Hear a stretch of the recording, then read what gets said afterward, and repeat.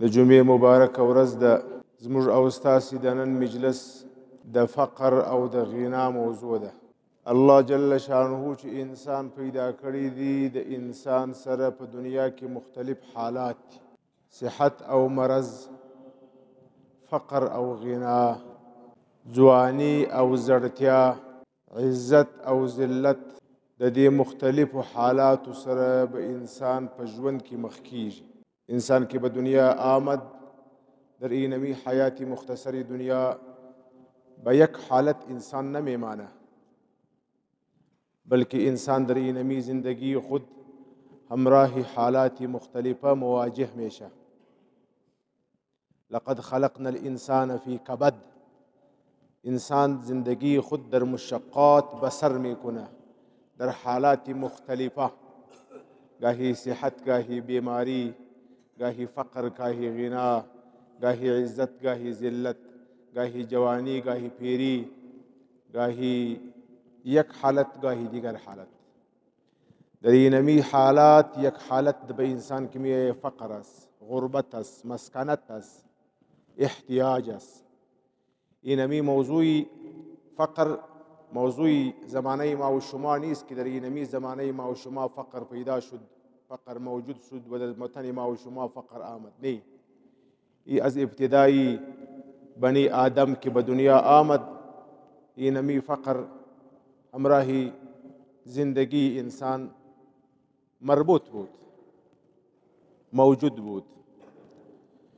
و اینمی فقر گاهی بر یک انسان، بر یک جماعت، بر یک وطن از اسباب رحمت باشه، و گاهی اینمی فقر بر اونها از اسباب عذاب باشه. فقر به یک شخص گاهی از طرف تقدیر خداوندی می آید، و گاهی فقر به یک شخص و یک انسان به سبب اعمال سیئه و گناه اونمو شخص می آید. اسباب مختلف داره، حالات هم مختلف است، اسباب اونمو هم مختلف است. نبی کریم صلی الله علیه و سلم د فقر څخه پناه غوښتې ده. حدیث شریف دی، نبی کریم صلی الله علیه و سلم به دعا کوله، او دعای موږ او تاسو ته راښولې د امت ته: اللهم انی اعوذ بک من الكفر والفقر والذله.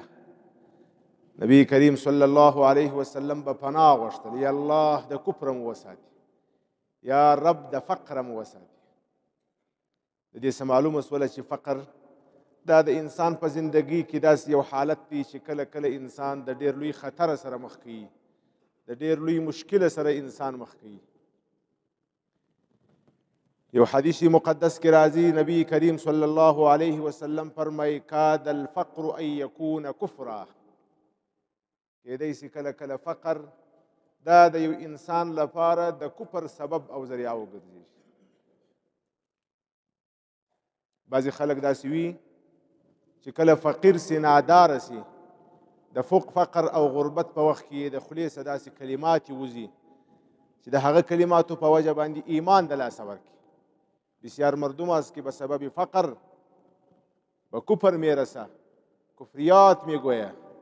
معلوم شد که فقر غربت هم یک حالتی بد است که انسان را آخر نه فقط که دنیای انسان را برباد میکنه، گاهی گاهی آخرت هم برباد میکنه.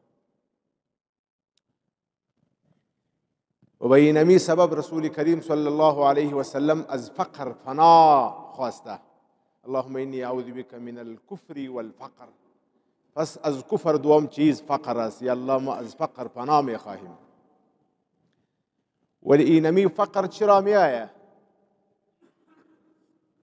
ما گفتیم که دو قسم اسباب داره. یک اسباب ازلی است که اونمو اسباب از قدرت ما و شما بیرون است.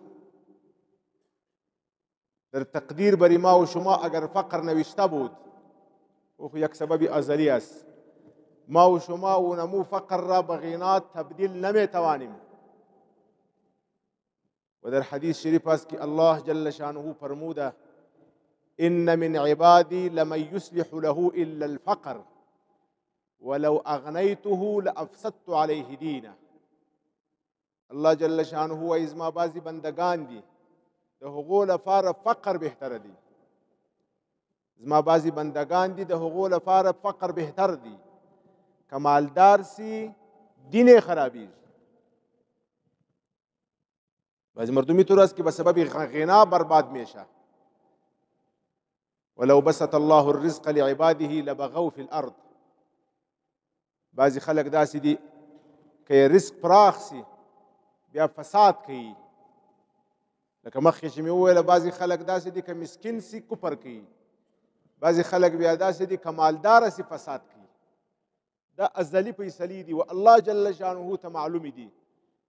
الله جل شانه علیم بالعباد بصیر بالعباد. په بندګانو باندې خبر دي. د خپلو بندګانو د حالت مطابق چې څه فیصله یې کړې د هغه ذات پوهېږي، فیصله یې پوهېږي. و یو څه اسباب د غنا او د فقر دي چې زما سره مربوط دي، زما د ټولنې سره مربوط دي. زما ټولنه په هغه کې باید کوشش وکړي فقر د خپلې ټولنې څخه لرې کړي او غنا راولي. هغه اسباب به مختصر بیان کم، وخت کم دی.